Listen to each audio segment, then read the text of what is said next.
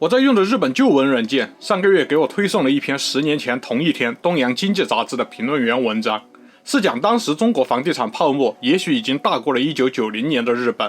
那跟中国相关的内容我肯定又倒回去看了嘛，然后就上下翻了翻其他的文章，发现了一些有意思的内容，是一些在2013年底发表的关于日本失去了出口拉动经济的能力，以及过早透支了经济内生动力的预测文章。作者都是东京大学一桥大学的经济学教授，或者是日本政府核心经济部门的前官员，都是日本当代经济领域比较重要的学者。今天我将分享这些文章的大意，10年过去了，看看他们说的准不准。如果喜欢这样的内容，记得先点赞关注哦。后美国次贷危机时代，对于日本而言，最大的影响是这场动荡彻底改变了主要国家的国际收支。首先是美国，在90年代初期，美国的常规账户基本是平衡的。之后，美国维持了金融宽松政策，导致消费和住房投资增加，常规账户的赤字也逐渐增加。2006年的8000亿美元达到了当年 GDP 的 5.99%， 是美国历史上规模最大的赤字。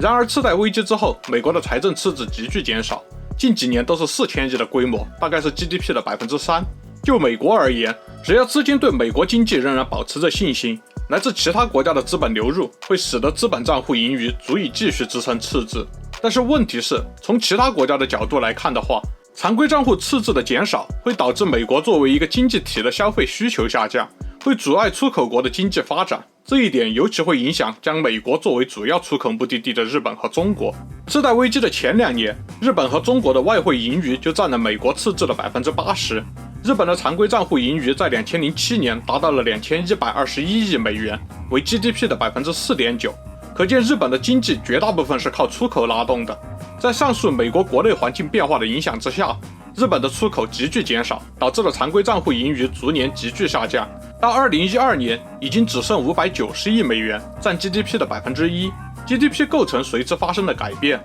如果将2012年和2006年的日本 GDP 相比，进出口的贡献减少了 3.6%， 而民间最终消费支出的贡献增加了 3.5%。这种被迫萧条也影响了其他经济方面的构成，民间资产减少了 2.17%， 而政府消费支出则增加了 2.4%。 经济结构看起来是从出口和投资主导模式转变为了消费主导模式。反观美国，进出口占 GDP 的比例从2006年的负 5.5% 缩小到了2012年的负 3.4%，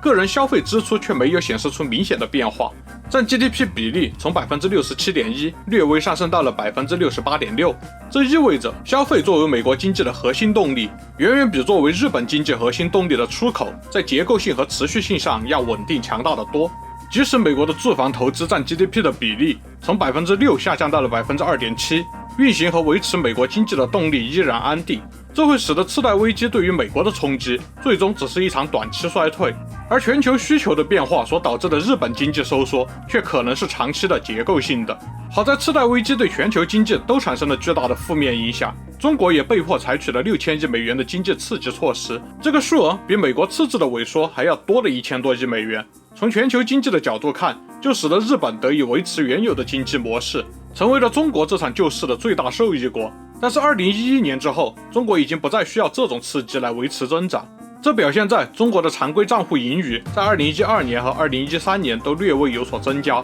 中国从日本的另一个出口市场重新回到了和日本竞争对美国出口份额的位置上。在这个全球经济需求波动的过程中，日本完全是被动接受，没有任何有效的积极对策。看似日本的 GDP 结构更健康了，但是实际上日本政府支出的增加，其中消费主要是在医疗费用，这更接近于一种自然的增长，而不是政策性扩大。而民间消费的上升也完全是被动的填补其他项目减小的惯性。直白地说，日本经济对应这次危机的主要通道是被动自我停滞，甚至缩小规模来换取稳定。因此将来回头看，这场次贷危机对于美国反而是短期衰退，而对于日本则是持续的结构性的收缩。日本作为一个庞大的经济体，抗风险能力却如此的差，是因为日本的经济过于失去了公平。首先，有太多日本国内的负债所对应的资产却被资源的拥有者们转移到了海外，使得日本人所生产的这部分的价值并不能变成日本这个经济体的资源，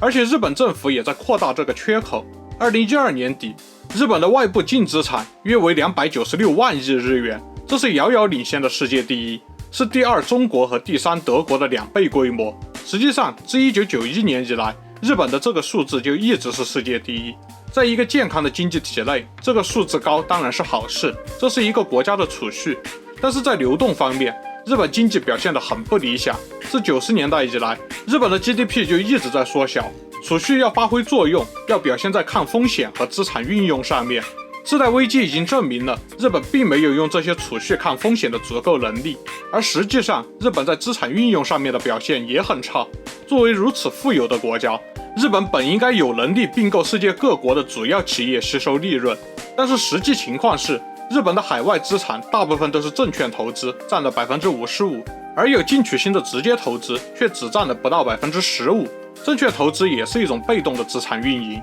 可见日本的一切资本运作都是倾向于被动吸收结果。掌握日本资源的富裕阶层们，并不是现代意义上的开拓者们。进一步说，他们在日本国内成为资源掌控者的路径，可能并不需要开拓和发展的天赋。其实，在浮动汇率制度之下，日本实际上并不需要大量的外汇储备，但是现在日本政府和日本富裕阶级依然不知疲倦地将剩余资产用于海外投资，而这些投资的回报率却约等于海外的无风险回报率，决定了几乎不能将利润带回日本，甚至效率远不及将这些资本分配给日本人进行投资和消费。这些廉价的日本投资使得英美等国在外部净资产赤字的情况下依然维持着外汇收支，那么实际留给日本人的就成了负债。虽然这样说不太友善，但这就是实际的情况。日本作为一个庞大的经济体，抗风险能力却如此差的第二个原因是日本在迅速的变老。65岁及以上的人口比例在1960年日本是 6%， 英国和德国是 12%， 美国是 9%， 而到了2010年，这个数字美国是 13%， 英国是 17%， 德国是 20%， 日本则来到了 23%。 要知道60年代人口老龄化还被称为英国病，而现在日本的老年人口比例已经来到了当时英国的2倍。老龄化会影响社会整体的心态，老年人口多意味着资源流动少，意味着储蓄需求高。现在美国成为了大国中的年轻国家，他们维持常规账户的巨大赤字规模，意味着国内投资要超过国内储蓄，而投资正是牺牲当前的消费换取未来的消费的行为，这是年轻国家的常见做法。相反，像日本这样的老龄化国家则需要依赖过去积累的资产，这也是日本政府不愿意将庞大的外汇用于增长性投资或者是用于抵抗风险的原因之一。和养老金不足的风险相比，经济萎缩的风险对于日本而言是更可以接受的。日本政府预计到2060年，65岁及以上人口的比例将达到 40%， 而后归于稳定。在这个新的稳定状态下，0到14岁的人口将占 10%， 15到64岁的人口将占 50%。也就是说，15到64岁的劳动年龄人口中，每个人都要负担2个人的生活，这将是一个人类历史上前所未有的长期生存压力。日本将成为这个实验场。在这样的生活条件下，到时候日本人是否还有意愿维持生育率，是一个很值得担忧的问题。如果生育率不能一直稳定下来，那就意味着0到14岁的人口无法维持 10% 的比例，那么日本的老龄化问题还会变得更加严重。日本作为一个庞大经济体，抗风险能力如此差的最后一个原因，是在今天的资本主义时代，依然无法摆脱重商主义的系统。日本人的经济制度和意识一直就停留在了60年代左右。泡沫破裂前的繁荣使得日本人没有改革的动力，而泡沫破裂的创伤又使得日本人失去了改革的勇气，以至于日本的经济思想在理论和实践上完全脱节。即使日本学界对于全世界的经济理论贡献颇丰，但是日本的制度和经济主体都还维持在60年代，这一点可以从日本管理学方面的落后看出。日本人至今认为只有制造业能够在流动方面创造新的价值，而对已有资产和库存的利用仅仅是空转。最明显的例子是，日本政府的资产回报率远远低于大部分国家，这部分只要有 1% 的提升，就能对日本的 GDP 增长贡献超过 1%。但是日本政府选择把钱存起来，然后不断地让年轻人承担更多的税负。在人口老龄化的经济体中，试图寻求制造业和投资成为增长的主要引擎是不合时宜的。试图重现奥林匹克繁荣时代的宣传风气，完全是在宣扬一种已经不再符合日本国情的投资主导型经济。老龄化和投资导向本就不可共存。现今日本经济如果想要成长，就需要采取流动和投资导向的增长战略，那么就必须增加劳动人口的比率，接受移民将不可避免。而如果想要维持分配结构，那就必须要拒绝移民，就必须要尽快转向老年国家的经济战略。然而政策舆论依然坚定地认为，宽松政策不会带来真实的增长，其实他们只是在拒绝改革。同时，当涉及到现在最重要的移民政策时，日本的主流舆论依然是坚决拒绝。但是日本的年轻人是几乎不可能承受得住继续增长的生存压力的。现在同时拒绝宽松政策和移民，很可能导致数年后不得不同时接受二者，那反而会是更大的社会文化冲击和政策的不可控。凯恩斯曾有名言，阻碍社会进步的不是既得利益，而是人们过时的思维。而对于日本而言，二者的阻碍都很急迫。怎么样呢？这些观点中，现在看来有些可能是陈词滥调，有些可能是已经应验的预言，有些则已经被时间证伪。但是我想，看待历史不应该只看一条单一线条的结果，而是要在事件和环境的检验中增加我们自己的判断力。正如我在频道简介中所写，俗往者顺，知来者逆，这正是旧闻和旧观点的魅力。都看到这儿呢，别忘了点赞订阅啊，我们下期再见。